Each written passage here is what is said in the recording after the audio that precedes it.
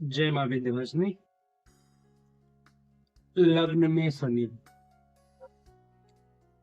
लग्न में शनि देखते ही तरह तरह के अनुमान लगा लेते हैं। और लग्न के शनि को लेकर के ना अपने धर्मशास्त्रों में भी भिन्न भिन्न ऋषियों के भिन्न भिन्न मत।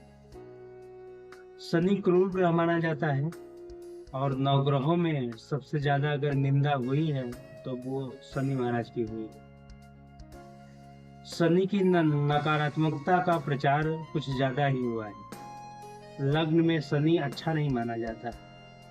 सेहत, आदर सम्मान पर बुरा प्रभाव पड़ता है, स्वभाव पर बुरा प्रभाव पड़ता है। ये बातें पूरी तरह गलत भी नहीं है।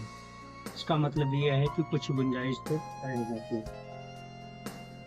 तो कहाँ भी गुंजाइश रह जाती है, इन बातों पे हम चर्चा करेंगे। जैसे तुला, धनु, मकर, कुंभ, मीन में बैठा शनि अच्छा माना जाता है, राजयोग कारक होता है और ये आपकी कुंडली में सक्सेस रेट को थोड़ा सा बढ़ा देता है। वैसे शनि व्यक्ति का कारक ग्रह माना गया है। जिसके लग्न में शनि हो तो वो जल्दी से ग्रुप में मिक्स नहीं होते हैं। मतलब जो समुदाय होता है, जो टीम वर्क होता है या जो टीम में हिस्सा बनते हैं, उसमें जल्दी से घुल मिल नहीं पाते हैं। उनको ग्रुप में मिक्स होने का समय लगता है। योग्यता के बावजूद भी अपनी प्रतिभा लोगों के बीच में नहीं रख पाते हैं। टैलेंटेड होते हैं ना, अच्छा खासा ज्ञान होता है, लेकिन वो जो अपनी क्षमता है ना, वो लोगों के बीच में नहीं रख पाते हैं। लग्न में शनि जब होता है ना तो आदमी नीरस होता है, थोड़ा सा शर्मीले स्वभाव का होता है, हेजिटेशन होता है उसको अपनी बात रखने में ना, वो खुद ही संकोच करता है। पता नहीं लोग कैसे लेंगे मेरी बात को। वैवाहिक जीवन में अस्थायित्व तो देता है।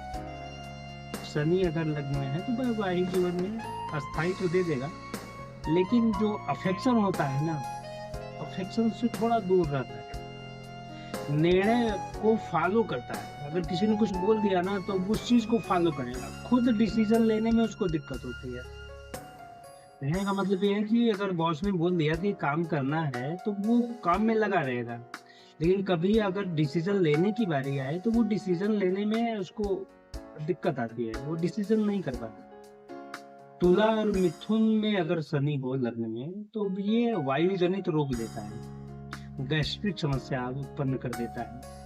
लग्न में शनि मेहनती बनाता है।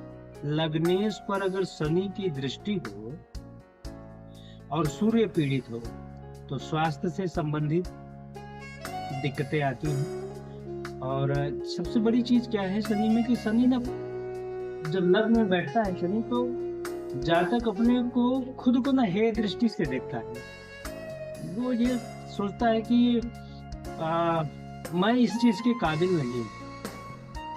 यही डिफरेंट शनि और सूर्य में होता है। सूर्य जब बलवान होता है कुंडली में तो सूर्य का ये मानना होता है कि ये मेरे काबिल नहीं है, और जब शनि लग्न वगैरह में होता है तो ये होता है कि मैं इसके काबिल हूँ। ये डिफरेंसेस आते हैं शनि में। अब यही शनि अगर विभिन्न राशियों में या विभिन्न तत्वों में जाता है तो उसके क्या क्या परिणाम आते हैं। अगर उच्च राशि में होता है तो लग्न का शनि अगर उच्च राशि में है तो स्वयं का घर होता है, बच्चे बड़ी उन्नति करते हैं और जातक स्वयं भागीदार होता है। रंग थोड़ा सा सांवला होता है। अगर उच्च नवांश में होता है तो शरीर के रंग बदलते रहते हैं। कभी फेयर स्किन हो जाती है तो कभी रंग थोड़ा सा ऊपर नीचे हो जाता है।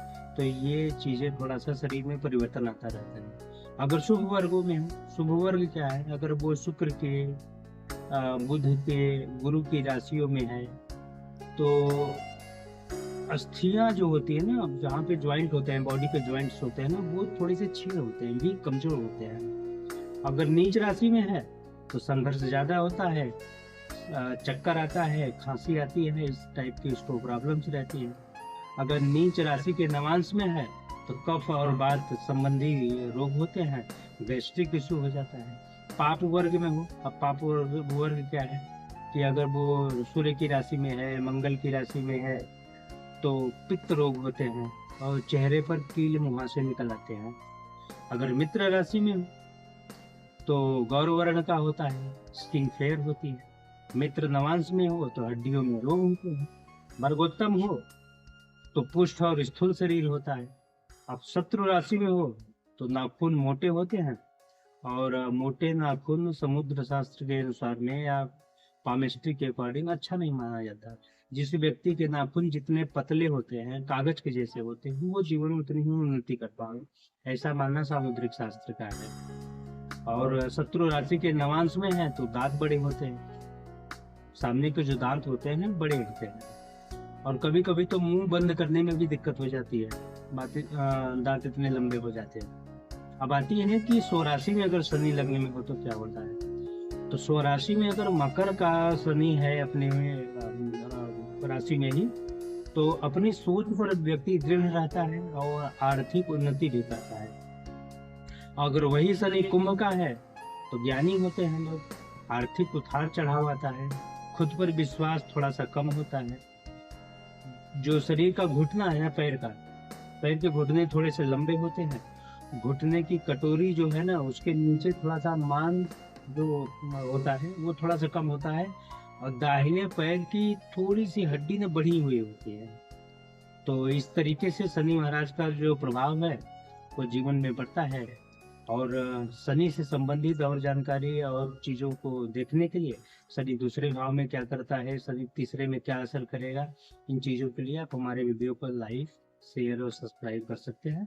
और शनि के जो भी जानकारी है हम आपसे शेयर करते रहेंगे। नमस्कार।